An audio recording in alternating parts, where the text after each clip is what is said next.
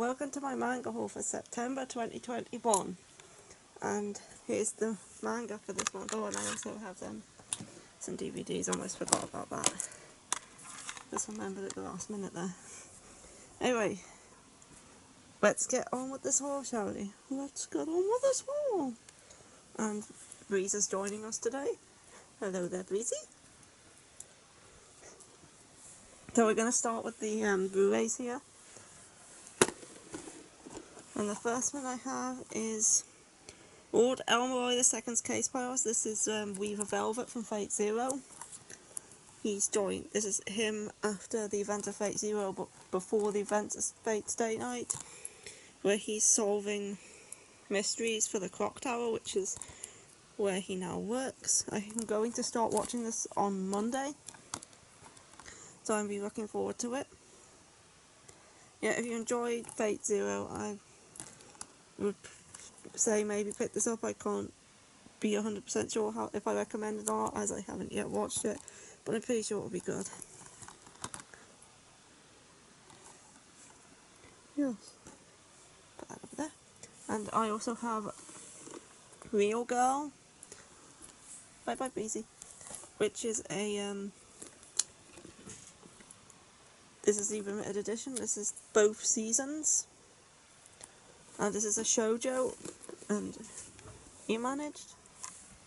She's managed. And this is a shoujo about this guy who is used to hanging out with 2D girls in his like video games and stuff. But one day while he's cleaning the pool, he meets this girl here, who seems to show an interest in him, but she can only be with him for 3 months. I think it was 3 months, but she never explains why. I'm trying my best to remember the description for this because I haven't actually watched it yet, and also it doesn't say on the case.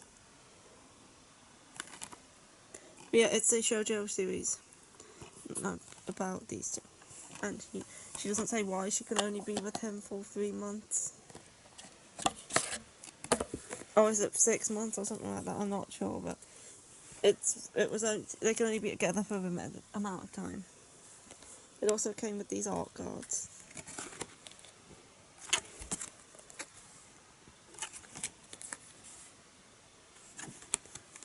And an art book with like, I think it has episode descriptions in here, and some like pictures from the episodes. Yeah, I'm very looking forward to watching this, but I haven't found the time to stick it on as of now. Yeah, put that back in the box. Yeah, but it's a shoujo series and it's intriguing, and my niece has watched it and she said it was very good. I need to stick these back in. Anyway, let's... There we go. I'll stick that... You know what, I'll just stick that back in a minute. Anyway, let's move on to the manga. Yay! And the first one I have here... Let's just push this back a bit.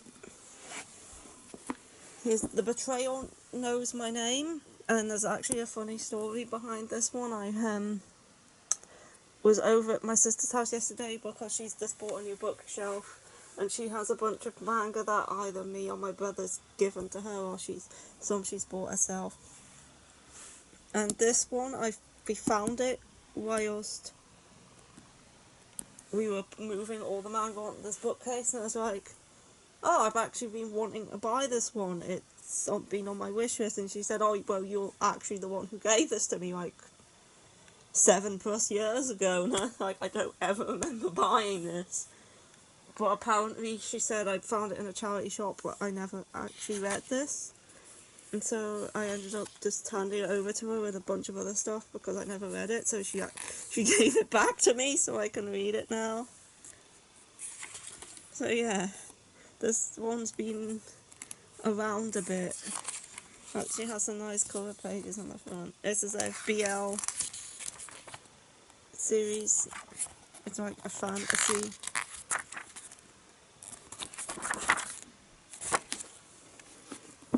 This is the description. Abandoned as a baby and raised in an orphanage, the kind-hearted high schooler Yuki Sakurai is driven by a need to find the reason for his existence. Plagued by mysterious dreams, Yuki also possesses the strange ability to read the deepest secrets and darkest memories of anyone he touches. As both the dreams and his powers intensify, there appears before him a beautiful young man, named Zess, whose silver eyes tug on Yuki's memory. He warns Yuki not to venture outside of Wellsprig's night, the eve of the blood-red moon, which invites death. But when Yuki's compassion leads him to disobey Zessa's orders, has Yuki carelessly thrown his life away before he's even given himself the chance to find out the very reason for it. And this was recommended to me. I can't remember by who, but this was recommended to me by somebody. And I never actually remembered ever having bought this, but years ago we used to go around charity shops and just buy any manga we saw because it was very cheap and there never used to be many in there. So I must have picked this up in a charity shop just because it was a manga in a charity shop and never actually read it. But I'm going to read it now. The volume 1 of the Betrayal Knows My Name. This isn't a part of the haul because I don't actually own it, but I'm also borrowing Death Note Volume 1 from my sister to see if I like it or not. And if I do, I'm going to buy the black editions because I like the sprayed edges and they're 2-in-1s. But that's not actually part of the haul. Anyway, now on to the manga that I bought for this month. Yep. I have The Ancient Megaspide Wizard's Brew Volume 3.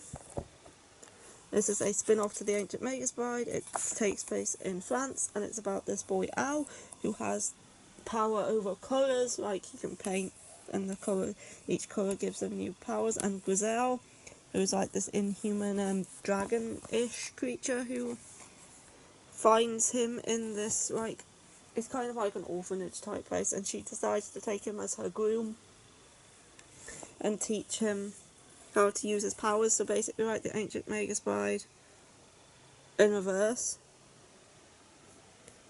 Yeah, I haven't read this one yet, it only arrived yesterday and my fingers are covered in glue because I've been making a model. So I'm looking forward to reading it. I do prefer this spin-off over Jack Flash, although Jack Flash is still good. Next I have The Tale of the Outcasts Volume 2. I really enjoyed Volume 1, so of course I'm going to pick up this second volume. Again, I'm yet to read it. I haven't actually read many of these. But The Tale of the Outcasts is also kind of a bit like The Ancient Megaspide. We have this demon called Morbus, and this girl here called Wisteria. And Wisteria and Morbus meet each other, and they decide to go on a journey together to try and find their place in the world, because they're both seen as outcasts. Morbus is like bored with his long life, and nobody can usually see him, so when he comes across Wisteria, who is a girl who can actually see him, he decides to like help her out, and the two of them become travelling companions.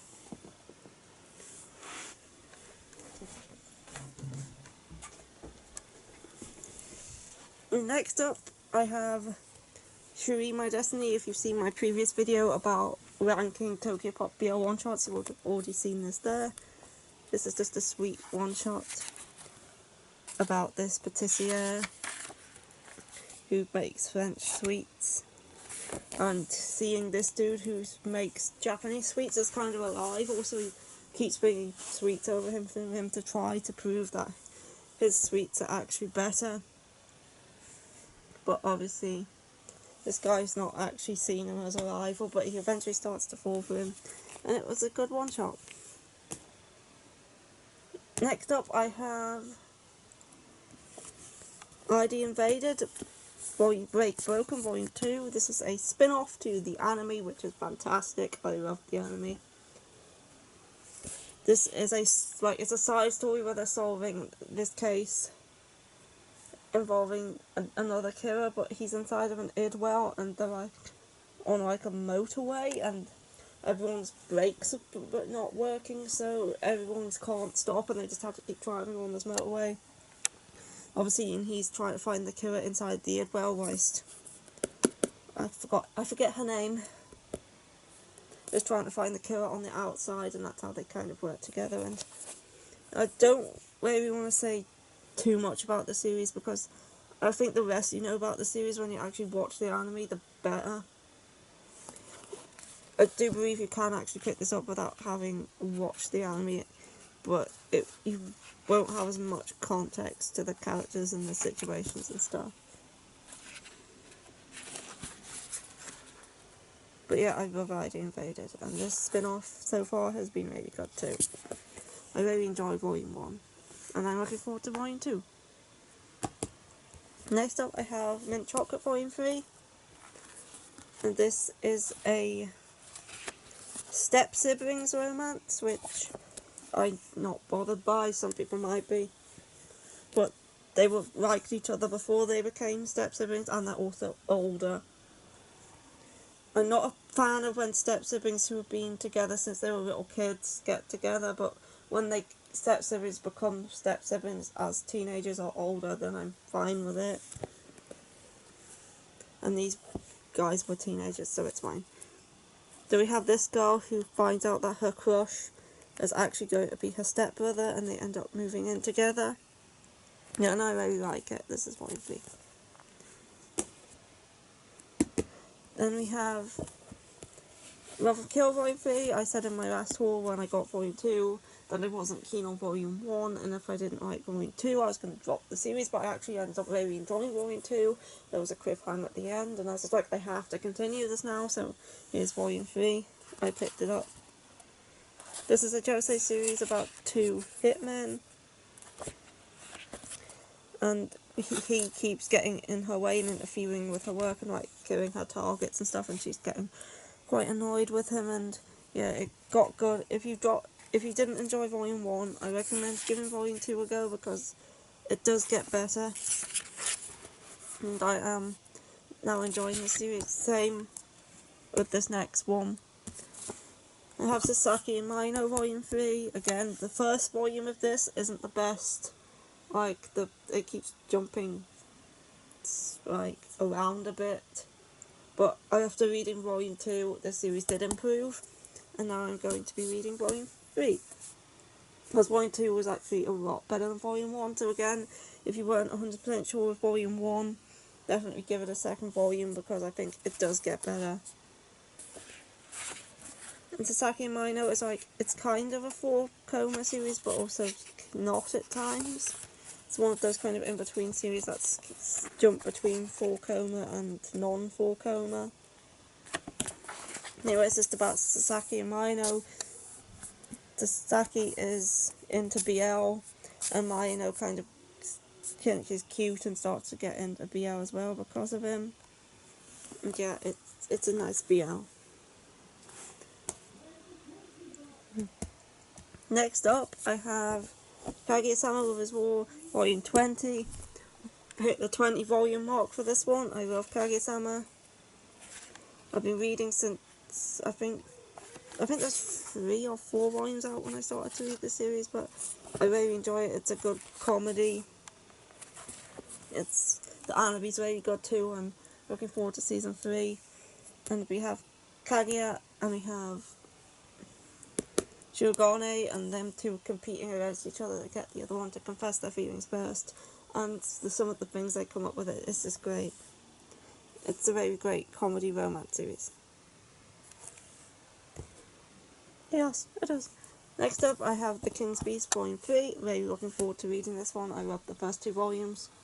This is by Ray Toma in the same universe as Dawn of the Arcana. Dawn of the Arcana is fantastic. And in this one, we're following Rangetsu, who is a female Ajin who has to pretend to be a boy in order to become a beast servant to a prince, because only male Ajin are allowed to become beast servants.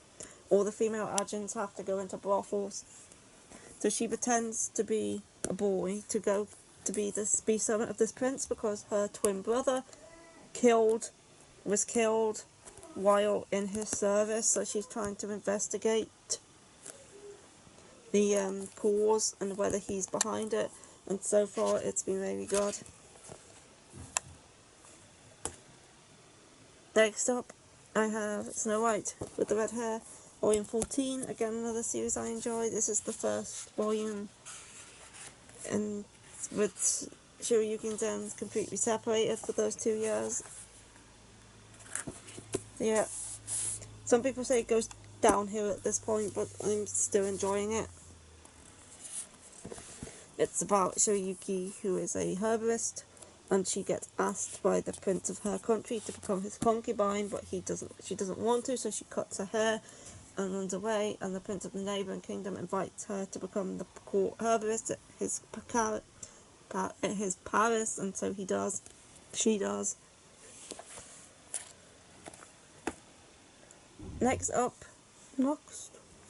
I have Queen's Quality Volume 12. Love this series, it is fantastic. Every volume is just so good. Looking forward to reading this one. It's the same author's Dengeki Daisy, and it's one of my favourites. Definitely top 10. We have Fumi and Kitaro, and this is a sequel to QQ Sweeper, so you do have to read that one first. Right, Fumi is found sleeping in the school by Kitaro, and who is a sweeper. And sweepers go inside people's mind vaults to clean out all the bugs and stuff. And he decides to train Fumi to become a sweeper, and she starts living with him. And then there's a lot more to it than that, but I won't spoil it. It's good. It's very good. And I really look forward to these volumes coming out, because it's definitely a favourite. Yes, if you say so. Next, I have Love Me, Love Me Not, Volume 9. Again, I really enjoy this series. It's same author as Our Hell Ride. It's about 2 different girls and their relationships, and they become good friends, and they live in this dorm. And then there's Rio, who is one of the girls, is a stepbrother, and then there's Inoue, who is her childhood friend, and it's really good. If you like Aosaki Saka, it's definitely another good one by her. I do want to try read Strobe Edge too, but some of the volumes are out of print. If I can find them, maybe rather than picking them up separately, if I can find a lot of all the volumes, then I'll probably give it a go. Next, I have the best drawn covers hands ever. Nobody can draw hands better than this author, in my opinion, and that is Children of the Whales, 2017, by Abi Umeda. These covers are fantastic. The artwork in Children of the Whales is some of the best I've ever seen. And Children of the Whales is also a very good story too. So that also helps towards it being good. Some of the artwork in this is just awesome.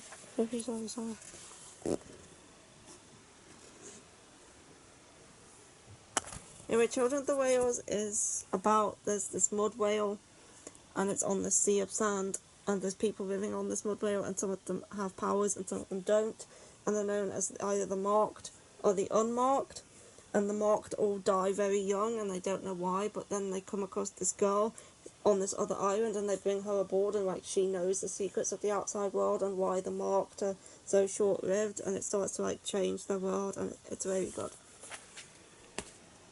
Next up, I have a new series. This is a volume 1. What is this? And this is Beauty and the Beast of Paradise Lost, which is by Kaoru Yuki. And Kaoru Yuki is well known for doing gothic shoujo series. Her best known one is probably Angel Sanctuary, but I've only read one of her other works, which is the Grand Green Orchestra, but I really enjoyed that one. So I decided to get this one, which is her new series. And this is a Beauty and the Beast retelling, only it's a lot darker and a lot more gothic, and I've heard good things about it, and I want to read more Kaoru Yuki because I like quite dark series.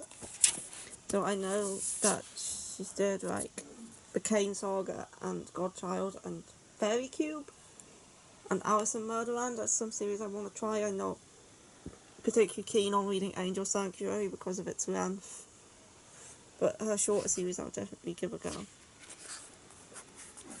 Yeah, I'm looking forward to this one.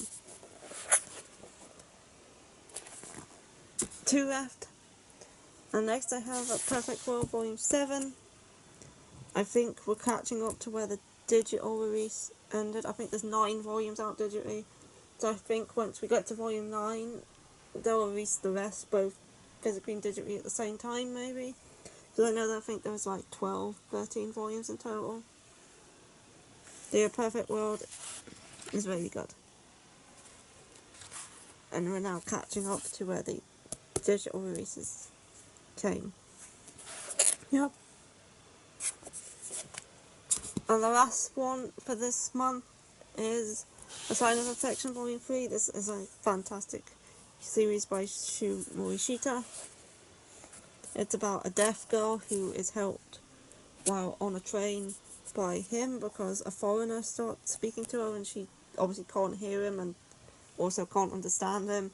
So he can speak several languages and he helps her out, and then they start becoming friends and growing closer, but there might be a ulterior motive behind it on his side as he's very interested in languages, but we don't know yet. I haven't read it yet. You haven't. Anyway, and that is it for this haul of the month of September. Here it is. And I'll be back for another video when I think of one, and I hope you enjoyed. Bye bye. Goodbye.